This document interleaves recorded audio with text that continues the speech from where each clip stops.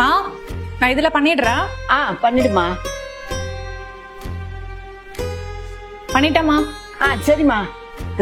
எனக்கு அதுல பார்க்க தெரியாது, ரிப்பேரா இருக்கிறதுனால சவுண்ட் வர மாட்டேங்குது. சரி அனுப்பிச்சிருங்க. சரிம்மா.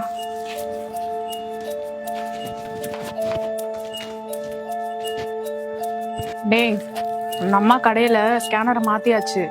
இனிமே அவங்களுக்கு வர காசெல்லாம் என் அக்கௌண்ட்டுக்கு தான் வரும். இந்த மாதிரி 10 கடை ஏரியாங்கன்னா லைஃப்ல செட்டில் ஆயிடலாம் போல. நம்ம டார்கெட்டே படிக்காதவங்க தான். நீ என்ன பண்ற, இங்க எங்கெங்க படிக்காதவங்க கடை வச்சிருக்காங்கன்னு பாக்குற, புரியுதா? ஓகே சரிவா போலாம்.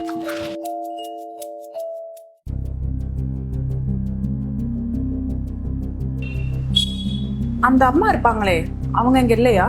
இல்ல, அவங்க உடம்பு சரியில்ல, ஊருக்கு போயிருங்க. வர 3 நாள் ஆகும். நான் இங்க பக்கத்துல ஐடி கம்பெனில ஒர்க் பண்றேன்.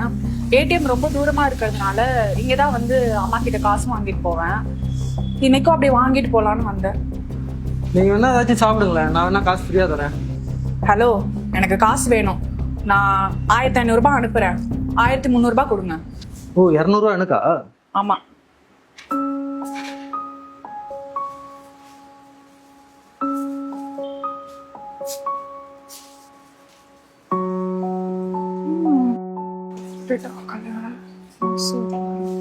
என்ன காசு உங்க அக்கௌண்ட் வரலையா?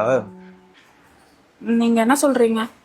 நேற்று வர இந்த கியூஆர் கோட்ல காசு வந்துச்சு, இன்னைக்கு வரலான்னு பாக்குறீங்களா? நீங்க பேசுறது எதுவும் எனக்கு புரியல.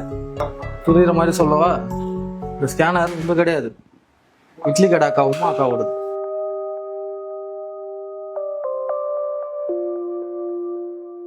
உனக்கு எப்படி தெரியும்? மா, என்னம்மா அழுதுட்டு இருக்கீங்க?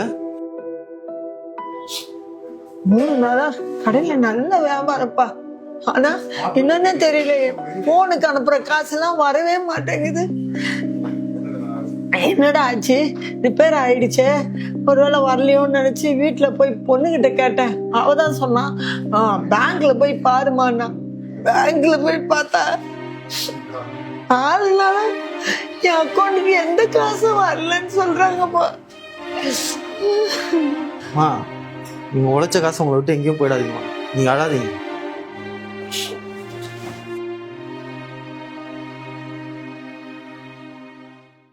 அம்மா, இந்த ஸ்கேனர் யார் பேர்ல இருக்கு? என் பேர்ல தான்ப்பா.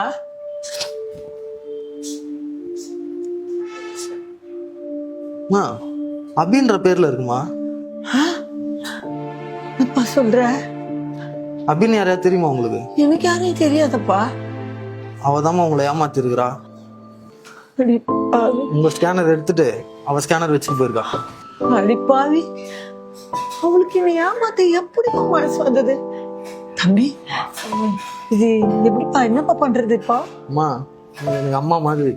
நீங்க இங்க வர எல்லாருக்கும் சாப்பாடு போட்டு பசியா தெரியுங்க. நீங்க உழைச்ச காசு உங்களை விட்டு எங்கேயும் போயிடாது. உங்க கடையை நான் பாத்துக்கிறேன்.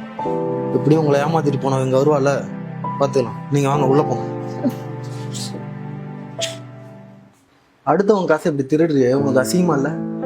அவங்களே காலையில இருந்து கஷ்டப்பட்டு உழைச்சு சம்பாதிக்கணும். அந்த காசு அவ்வளவு ஈஸியா திருட்டு போயிடுற. கஷ்டப்பட்டு சம்பாதிக்கிற காசோட அருமை உனக்கு தெரியுமா? உனக்கெல்லாம் எங்க அதோட அருமை தெரிய போகுது. அம்மாமா, இங்க வாங்க.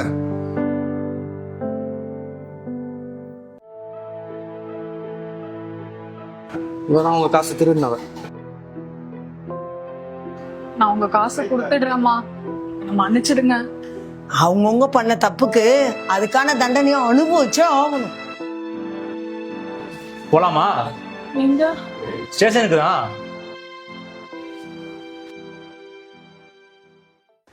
தம்பி, ரொம்ப நன்றி தம்பி. பரவாயில்லம்மா,